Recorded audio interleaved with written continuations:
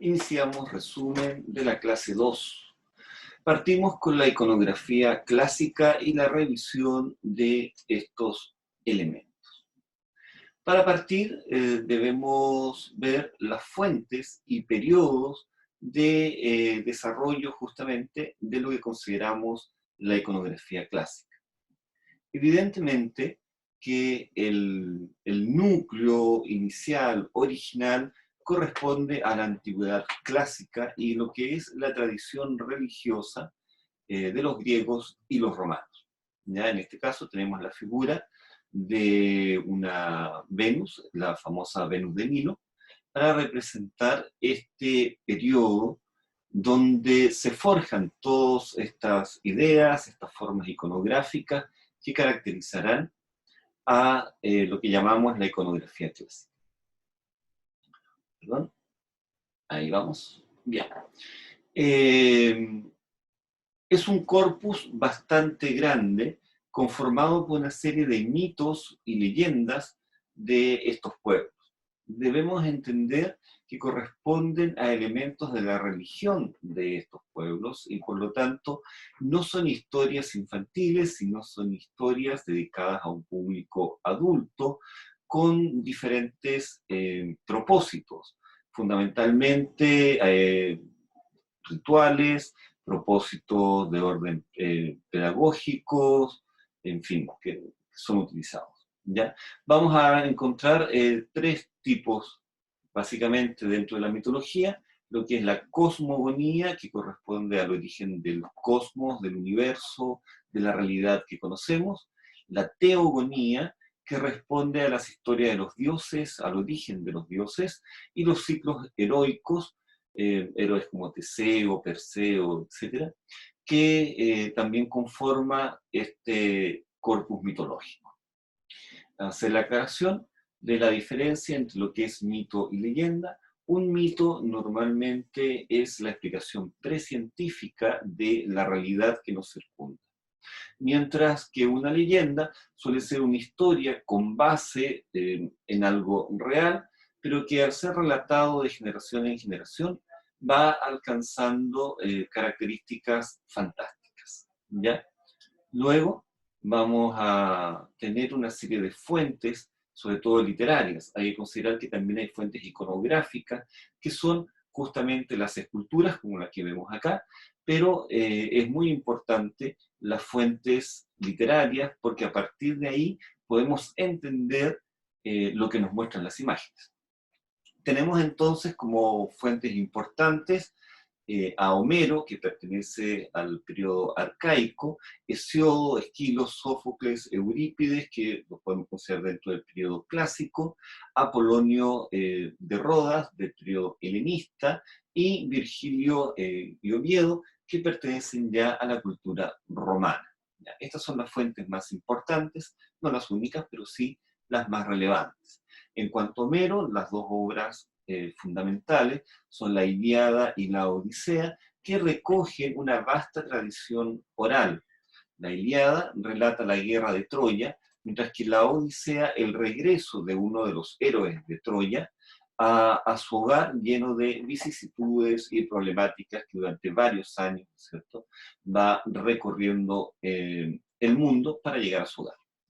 Con Hesiodo vamos a tener un trabajo bastante importante porque como es una religión que se transmitía a través de las tradiciones y tanto orales como rituales, estas tradiciones a veces tenían elementos diferentes dependiendo de qué pueblo o qué polis, ¿no es cierto?, hacía referencia, así que había múltiples historias, de hecho existen múltiples versiones sobre los mitos, y Hesiodo hace un intento por tratar de aunar y poner lógica en el relato mitológico a través de su texto más importante, que es la Teogonía, y posteriormente en los trabajos y los días ya hay una serie de historias con un afán más bien pedagógico, más bien de cuál debería ser el comportamiento de los seres humanos frente a los dioses.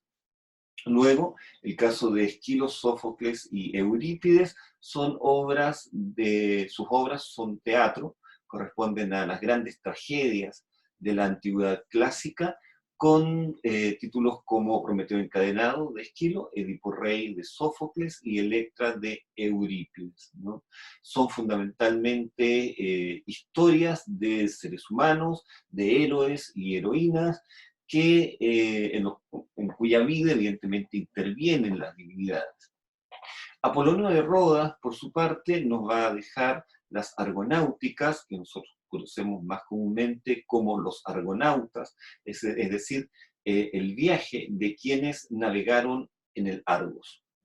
Y representa la búsqueda de Jasón y una serie de héroes por el vellocino de oro. Luego, ya en época romana, tenemos a Virgilio. El emperador Augusto, en el siglo I, le pide a Virgilio que crea una visión mítica del origen de Roma, y él la lleva hacia la época de la Guerra de Troya. A fines de la Guerra de Troya, unos pocos hombres y mujeres sobreviven de esta guerra huyendo con el héroe Eneas. Por eso su obra se llama la Eneida, es decir, la épica de Eneas, la historia de este viaje que va a conducir a este grupo de sobrevivientes hasta la región del Lacio en Italia, donde será fundada Roma. Luego tenemos a Ovidio, que es el más importante autor para siglos posteriores, ¿no? El primer gran acercamiento hacia la mitología fue a través de la extensa obra de Ovidio, que se conoció durante el Renacimiento, y que está llena de historias, son 250 historias, que relata las diferentes transformaciones de dioses, héroes, humanos, en animales, cosas de la naturaleza, como ríos, lagos o incluso minerales, ¿ya? Estas historias tenían un afán pedagógico y su texto fundamental se llama Las Metamorfosis. Luego nos vamos al Renacimiento y tiempos modernos, titulado como Poder y Gloria. Debemos considerar que durante la Edad Media, evidentemente por un tema religioso, todo lo que es la iconografía de la religión pagana de los griegos y romanos, ¿cierto?, va a quedar dejada de lado y va a ser en el Renacimiento cuando haya un redescubrimiento de esto. Recordar que el Renacimiento italiano implica el resurgimiento de los valores éticos y estéticos de la antigüedad grecorromana. A partir de este descubrimiento se rescatan las formas, se rescata la iconografía clásica, pero evidentemente que se hace una reinterpretación. Y en este sentido el neoplatonismo juega un rol importante para reinterpretar las imágenes de la antigüedad que son recreadas durante el Renacimiento. El Renacimiento es una época bisagra entre la Edad Media y los tiempos modernos. Ya en los tiempos modernos, la iconografía clásica va a ser asociada al imaginario del poder, ¿no? Los reyes van a tomar para sí las imágenes de los dioses, de las diosas, de esta mitología, ¿no es cierto? Y las clases dominantes se va a sentir representada, ¿no? Ellos se sienten como los habitantes olímpicos. Y acá, en este caso, en esta imagen, tenemos al rey Luis XIV, el rey Sol, quien crea toda una iconografía, ¿no es cierto?, asociada a Helios, viéndose a él mismo como este dios Sol que ilumina Francia. Durante esta época vamos a encontrar que se van a unir los elementos iconográficos de la antigüedad clásica con los elementos iconográficos provenientes de la tradición medieval, generando un rico repertorio de formas, de símbolos que van a pasar a América Latina, y esto va a constituir la base justamente del arte latinoamericano. En este sentido, un autor muy importante es César Ripa, quien va a realizar una especie de catastro, una especie de enciclopedia de la simbología de la época, ya entre los siglos XVI y XVIII. Él escribió a mediados más o menos del siglo XVIII, ¿ya? Donde justamente en su obra recoge este amalgama de elementos. Si vemos esta imagen que corresponde a la lujuria, notamos cómo ha tomado elementos importantes de la iconografía de Venus, donde hay una mujer desnuda, ¿no es cierto?, el manto que la cubre y además una paloma en las manos. La paloma era símbolo de justamente Venus, ¿ya? Unido a un elemento que tiene que ver con el bestiario más bien medieval. Ella va sentada en una especie de cocodrilo, lagarto, dragón, ¿no es cierto?, que tiene otra raíz iconográfica. Por último, llegamos a la época contemporánea, donde lo hemos dividido en dos momentos: uno en el siglo XIX, que llamamos arquetipo inconsciente, y luego en el siglo XX, diversión y marketing. ¿A qué nos referimos con esto? Durante el siglo XIX, evidentemente que eh, ver la mitología como una representación de la clase aristocrática ya pierde vigencia. Estamos en la construcción del mundo burgués. Por lo tanto, ya no se asimilan las historias de los dioses con el poder. En su lugar, va a conservar el valor simbólico, y sobre todo en la psicología que está surgiendo en esta época, se va a asociar con el mundo inconsciente, con los sueños, con la fantasía.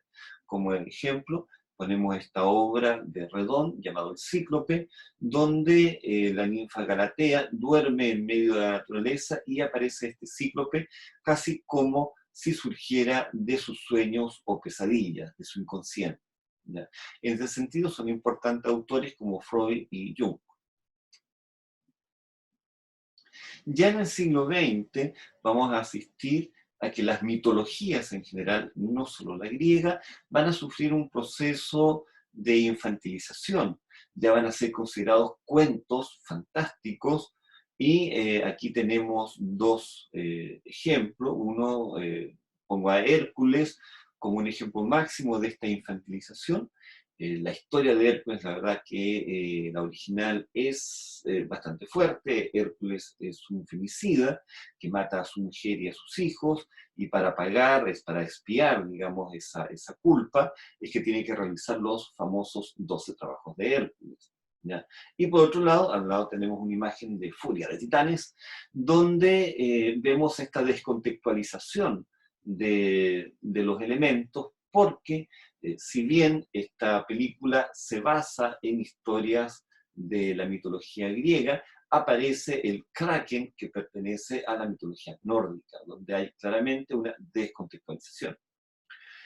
Por último, y no menos importante, vamos a tener que durante el siglo XX el marketing y la publicidad rescatarán formas, elementos iconográficos de la antigüedad clásica, apelando justamente a este nivel simbólico que todavía tienen y creando con ello formas y diseños de marcas, como por ejemplo aquí Nike, que hace referencia a la Nike, que es la diosa de la victoria.